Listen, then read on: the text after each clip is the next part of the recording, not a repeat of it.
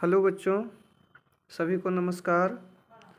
आज हम लोग इस वीडियो के माध्यम से अमृता भाग 8 के अंतर्गत प्रासंगिक व्याकरणम में पद विचार का अध्ययन करेंगे। तो आइए देखते हैं। यहाँ पर देखिएगा, लिखा है पद विचार। थोड़ा सा बड़ा कर देता हूँ इसको, कि स्पष्ट दिखाई दे, पढ़ने में आए। ध्यान दीजिएगा बच्चों, लिखा है पद विचार, मार्फोलॉजी। ठीक है। तो पद वर्णों के योग से जो अर्थबोधक इकाई बनती है उसे शब्द कहते हैं। यानी कि जैसे मान लीजिए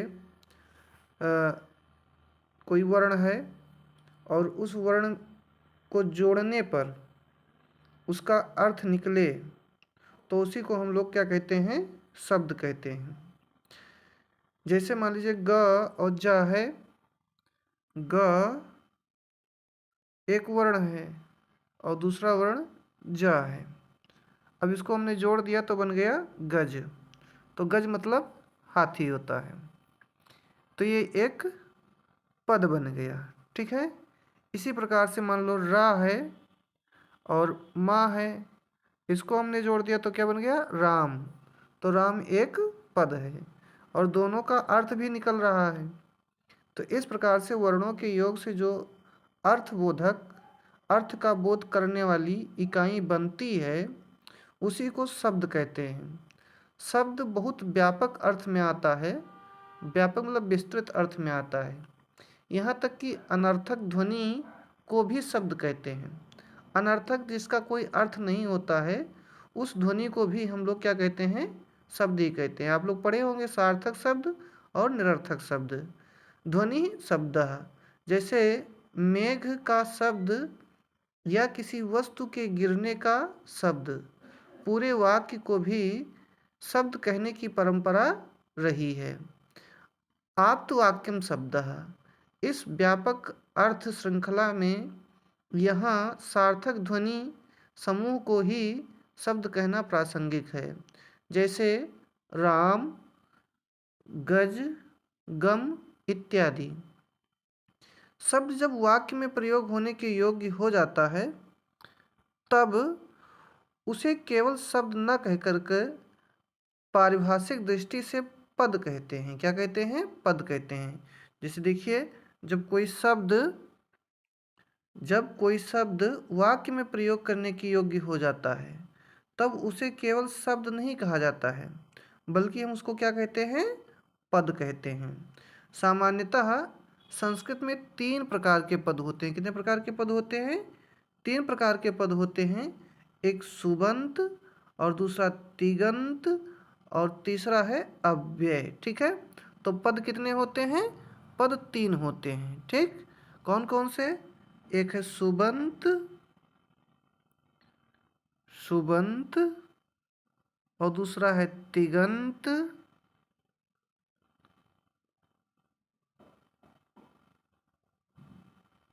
तिगंत और तीसरा है अव्यय। तो इस प्रकार से पद के कितने भेद हुए? 3। ठीक है। सुबंत, तिगंत और अव्यय। यहाँ पर भी देखिए, तो सुबंत में जैसे इसका मतलब समझिए, सुप धन अंत। सुप धन अंत, तो क्या बनेगा? सुबंत। देखिएगा, सुप प्लस अंत, यानी कि ऐसे शब्द जिनका अंत सुप आदि प्रत्ययों से होता है तो उनको क्या कहेंगे? सुबंत। अब आपके दिमाग में एक प्रश्न उठेगा कि सुप क्या होता है। तो इसके लिए ध्यान दीजिएगा, संस्कृत में जो 7 विभक्तियां होती हैं उनमें 7 प्रत्यय लगाए जाते हैं और इनकी संख्या होती है 21। हम थोड़ा सा बताएंगे यहाँ पर, जिससे देखिएगा,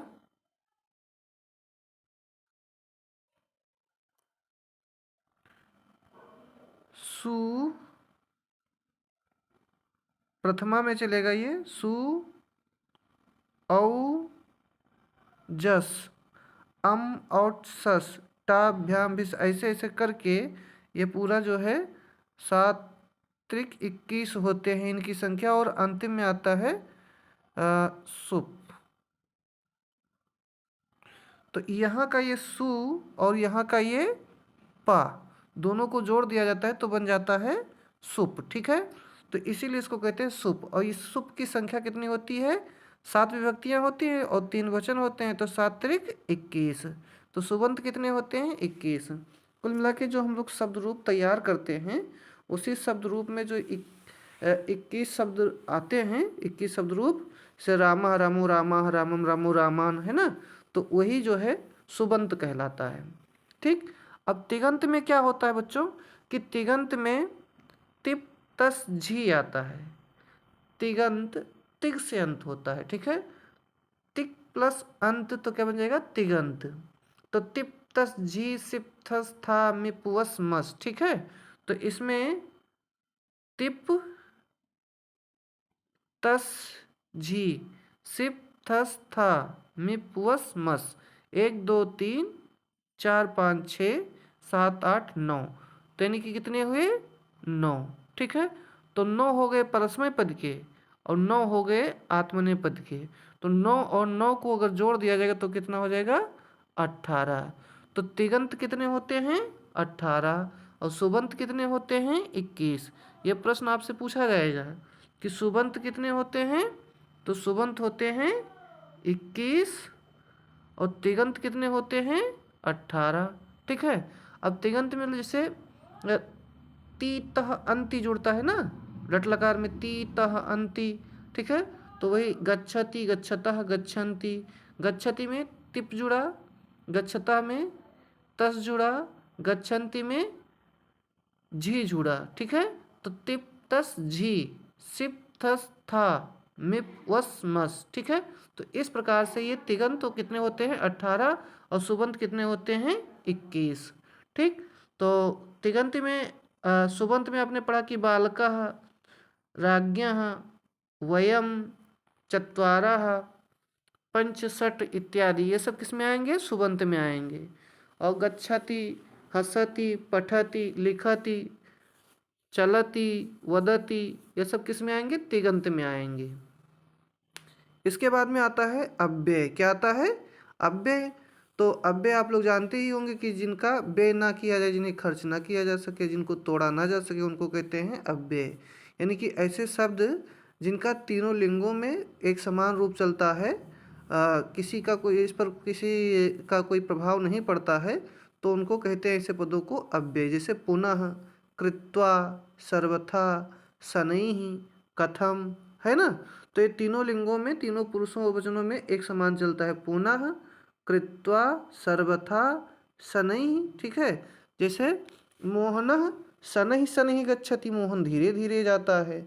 ऐसे बालिका या रमा शनैः शनैः गच्छति, बालिका धीरे धीरे जाती है।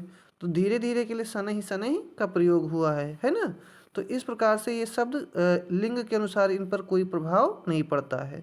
तो सभी पद शब्द हैं किंतु सभी शब्द पद नहीं हैं। सुबंत पदों में लिंग वचन विभक्ति अनिवार्य होते हैं। यानी कि सुबंत में क्या अनिवार्य होते हैं? लिंग वचन विभक्ति अनिवार्य होते हैं। इसी प्रकार तिगंत पदों में पुरुष वचन तथा अनिवार्य लकार अनिवार्य होते हैं। तिगंत में क्या अनिवार्य होते हैं? तिगंत में पुरुष वचन और लकार अनिवार्य होते हैं, अनिवार्य हैं।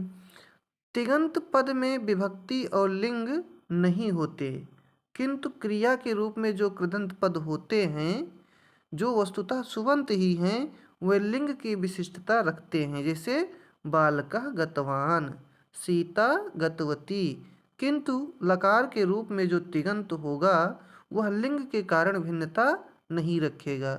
जैसे बालकः अगच्छत, सीता अगच्छत। अब इसके बाद में हम लोग देखेंगे अव्यय पद में लिंग वचन या विभक्ति के प्रभाव नहीं पड़ते हैं, वह सदा एक रूप रहता है। ठीक है, अव्यय का अर्थ विकार है, अर्थात जिसमें कोई विकार नहीं उत्पन्न होता है, उसे क्या कहते हैं? अव्यय कहते हैं। क्या कहते हैं? अव्यय। जिनके ऊपर किसी लिंग वचन का कोई प्रभाव नहीं पड़ता है, ऐसे पद क्या कहलाते हैं? शब्द क्या कहलाते हैं? अव्यय कहलाते हैं। इसका भी वाक्य में स्वतंत्र प्रयोग होता है, जैसे रमा शीघ्रम चलती, रमा शीघ्रम चलती। और रमा सुबंत है, शीघ्रम अव्यय है और चलंती तिगंत है या क्रियापद है। ये सभी पद हैं। पद भी किसी न किसी रूप में शब्द ही हैं, किंतु सभी शब्द पद नहीं हो सकते। पद होने के लिए उसमें सुप या तिंग लगना अथवा अव्यय के रूप में होना अनिवार्य होता है। जैसे अगर हम बात करें, सभी शब्द पद नहीं हो सकते हैं। जैसे अगर हम बात करें कि राम लिखा है, तो राम को हम पद नहीं कह सकते, ठीक है, क्योंकि जब तक इसमें हम सुप नहीं लगाएंगे, सु आदि विभक्तियां नहीं लगाएंगे, तब तक ये पद नहीं बनेगा। और जब पद बनेगा तो ये संस्कृत में जो सातों विभक्तियां होती हैं उसमें से कोई ना कोई एक रूप बन जाएगा। जैसे रामः, तो रामः आपका एक पद है, लेकिन राम पद नहीं है, किंतु शब्द है, ठीक है। तो वही चीज़ है, किंतु सभी शब्द पद नहीं हो सकते हैं। और पद होने के लिए सुप या तिंग लगना अनिवार्य होता है या अव्यय होते हैं, ठीक है। तो इस प्रकार से हम लोगों ने आज इस वीडियो के माध्यम से पद विचार का अध्ययन किए। तो कुल मिला के निष्कर्ष के रूप में अगर देखा जाए तो पद तीन प्रकार के होते हैं: सुबंत पद, तिगंत पद और अव्यय पद। सुबंत जिसमें सुप आदि आते हैं उन्हें सुबंत कहते हैं, जैसे बालकः, रामः, मोहनः, श्यामः, लता, रमा, है ना, नदी, ये सब हो जाएंगे सुबंत। और तिगंत में पठति, गच्छति, लिखति, धावति, है ना, ये सब हो जाएंगे तिगंत। और अव्यय में यथा, तथा, प्रति, पुनः, कृत्वा, सर्वथा, शनैः, कथमपि, है ना, ये सब क्या हो जाएंगे? अव्यय हो जाएंगे, ठीक। तो इस प्रकार से जो क्रिया होती है वो तिगंत कहलाती है, और जो शब्द होते हैं वो सुबंत कहलाते हैं। और जो जिनके ऊपर किसी लिंग वचन का कोई प्रभाव नहीं पड़ता है उसे हम क्या कहते हैं? अव्यय। तो बच्चों इसमें से कुछ प्रश्न बनेंगे कि जैसे सुबंत किसे कहते हैं, तिगंत किसे कहते हैं और अव्यय किसे कहते हैं। 4 अव्यय शब्द लिखिए, 4 सुबंत शब्द लिखिए, 4 तिगंत शब्द लिखिए, और उसके बाद में आप इसको अच्छे से तैयार कीजिएगा, ठीक है। तो इस प्रकार से वीडियो को अंत तक सुनने के लिए बहुत बहुत धन्यवाद। अगर कोई क्वेश्चन समझ में नहीं आता है तो आप लोग उसको पूछिएगा। Okay, thank you.